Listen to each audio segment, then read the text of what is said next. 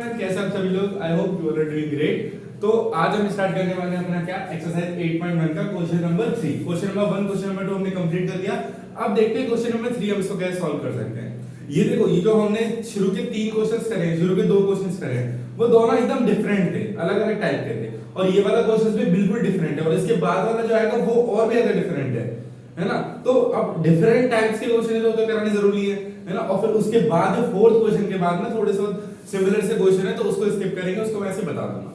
ठीक है, अब इस क्वेश्चन को देखते हैं। इस क्वेश्चन से आपको क्या समझ में आ रहा है। इसने आपको बोल रखा है क्वेश्चन नंबर 3 में कि sin a is equals to 3/4। देखो, सबसे पहला आपको ध्यान रखना चाहिए, वो क्या देना चाहिए, a पे। तो सबसे पहले क्या है कि थीटा बना लो कहां पे, a पे। सबसे पहला ध्यान क्या, देखो sin a दे रखा है, a दे रखा है, मतलब क्या थीटा कहां पे, a पे। और cos a और tan a निकालना है, मतलब cos a और tan a निकालना है। ठीक है, तो a पे मतलब थीटा है। तो एक काम करो, सबसे पहले राइट एंगल ट्रायंगल बना लो ऐसे करके। इससे बहुत देखना भी कितना फायदा मिलेगा हमको। ए बी और सी, मतलब बी में राइट एंगल और थीटा कहां पे है, यहां पे। तो ये परपेंडिकुलर हो गया अपना, और ये हमारा क्या हो गया, बेस हो गया, और ये हमारा ऑलरेडी क्या है, हाइपोटेन्यूज। यार अब अगर मुझे cos a निकालना है, tan a निकालना है, तो cos a के लिए क्या फॉर्मूला होता है, ये होता है पंडित बद्री प्रसाद हर हर बोले, ये होता है। मतलब cos के लिए कौन सा होता है, b/h। तो अब यार मुझे बेस गिवन नहीं और हाइपोटेन्यूज गिवन है, तो मैं कैसे कर सकता हूं। एक चीज गिवन है भैया, क्या गिवन है कि sin a हमें गिवन है कितना, 3/4। मतलब sin a क्या होगा, मतलब यही तो होता है। sin a क्या होता है, p/h और इक्वल टू में रख दो 3/4। मतलब p की वैल्यू हमें 3 गिवन है और h की वैल्यू हमें क्या, 4 गिवन है। फिर से रिपीट करता हूं मैंने क्या बताया। एक बात बताओ, हमें sin a की वैल्यू गिवन है कितनी, 3/4।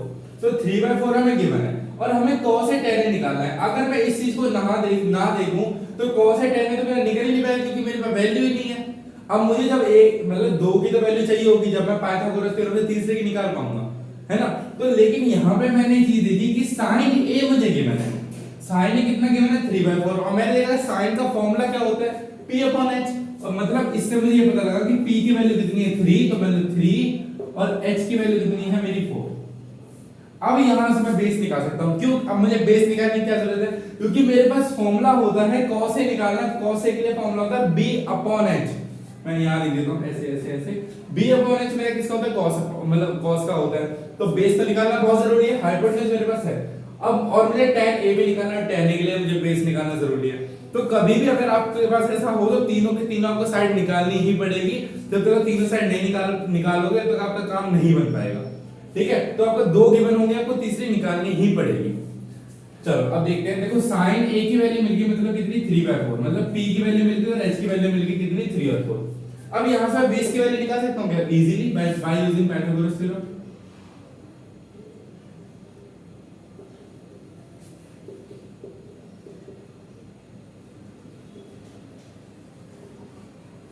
यार मैं आपको एक टिप दूं कि कभी भी अगर आप कोई भी थ्योरम लगा रहे हो तो उसको ऊपर लिख दे करो, क्योंकि एक अच्छा इंपैक्ट जाता है। टीचर को पता लग जाता है कि आप कौन सी थ्योरम यूज कर रहे हो, कौन सा फॉर्मूला यूज कर रहे हो, किसका फॉर्मूला यूज कर रहे हो, कौन सी थ्योरम लगा रहे हो। तो ऐसे लिखोगे तो बहुत बहुत होगा। और ये नहीं कि आप डायरेक्ट h² की वैल्यू डालो, नहीं।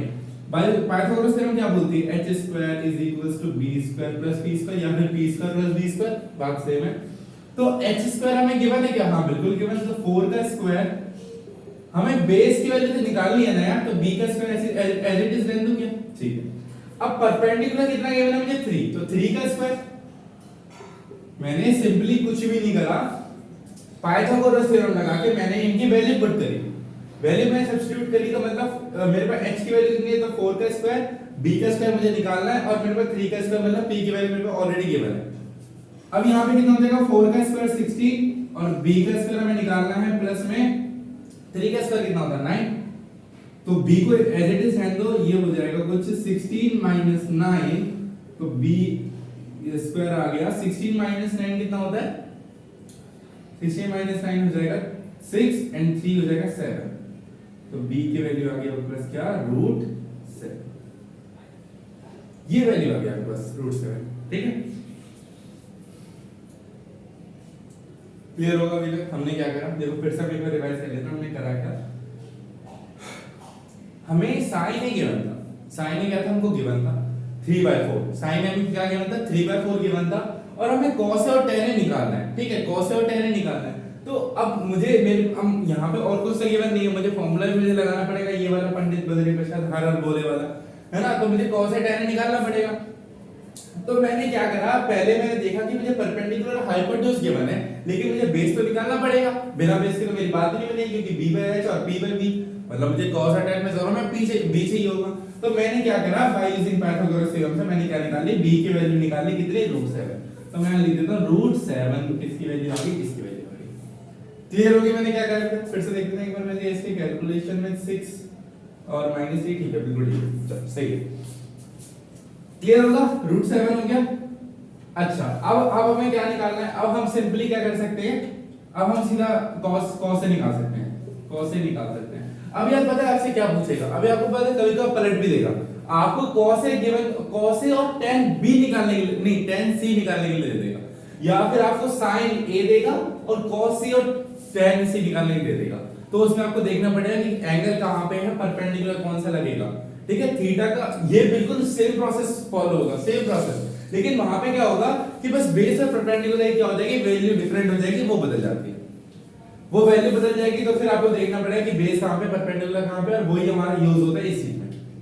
तो यहाँ पे cos a हमें निकालना मतलब b/h, तो b की वैल्यू हमें पता है, हाँ कितनी, √7, तो √7/h कितना गिवन है, 4।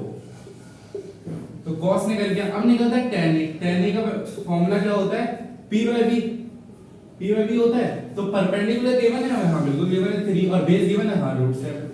तो ये आपकी क्या आ गई, वैल्यूज आ गई, जिसकी cos a की वैल्यू है √7/4 और tan a की वैल्यू क्या है 3/√7।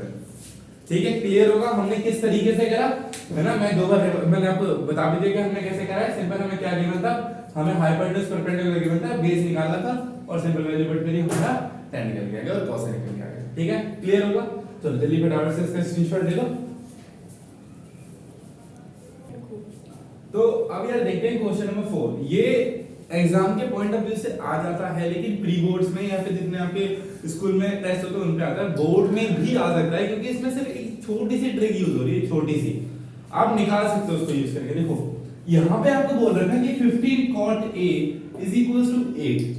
अब यार हमने तो ऐसा कुछ पढ़ा भी नहीं है कि 15 cot a is equals to 8, तो हमारा बिल्कुल नया है, कुछ नया नहीं है यार, एक दिमाग लगाओ, एक दिमाग लगाओ।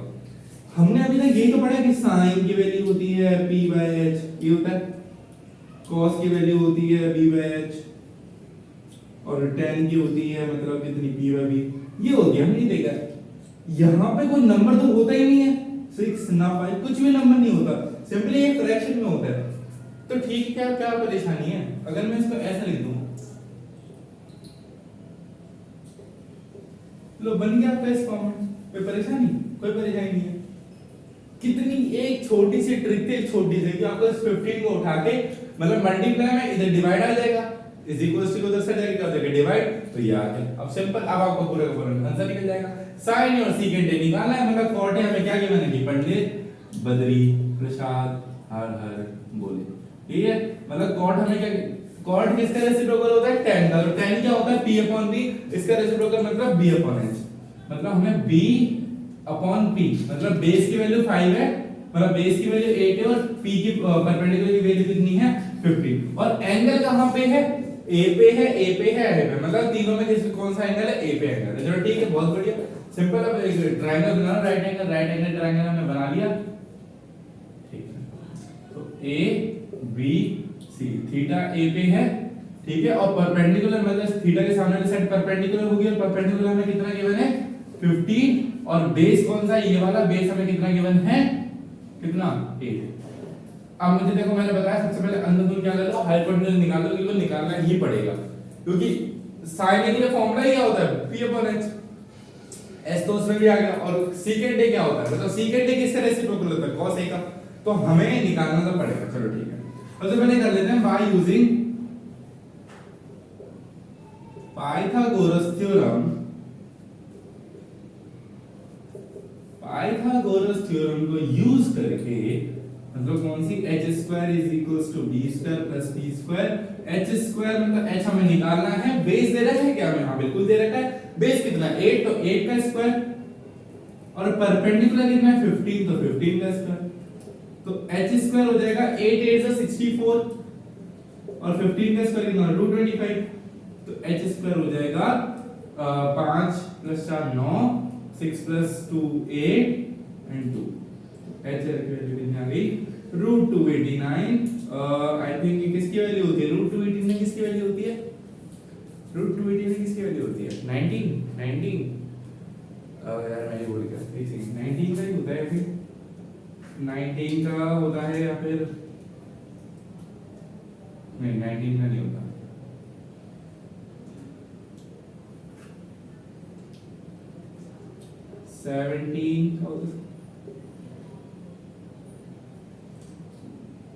इसका हो सकता है, एक सेकंड यार, है ना, हाँ इसी का होगा,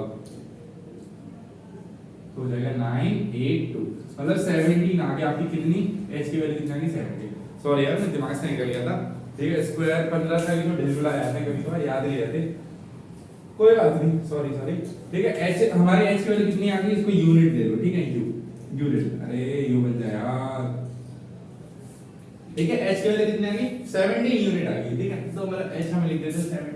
अब मेरा सिंपली क्या निकल जाएगा साइन ए और सीकेंट ए, मतलब साइन क्या होता है हमारा p v p h h b ये होता है, और हमारा साइन ए की वैल्यू क्या होती है, देखो यहां लगा देते हैं सिंपल, तो साइन ए निकालना है हमको, तो साइन ए हो जाएगा p/h, तो मतलब परपेंडिकुलर हमें कितना गिवन है 15 और h हमें कितना गिवन है अभी भी निकाला है 17, मतलब हमारी साइन ए की वैल्यू निकल गई कितनी 15/17, और हमें निकालना है सीकेंट ए। अच्छा सीकेंट ए क्या होता है, देखो यार याद रखना, सीकेंट ए साइन का रेसिप्रोकल नहीं होता, साइन का रेसिप्रोकल होता है कोसिकेंट ए। क्या होता है कोसिकेंट ए, और जो सीकेंट ए होता है वो किसका रेसिप्रोकल होता है, आपका कॉस का रेसिप्रोकल होता है, क्या सीकेंट ए।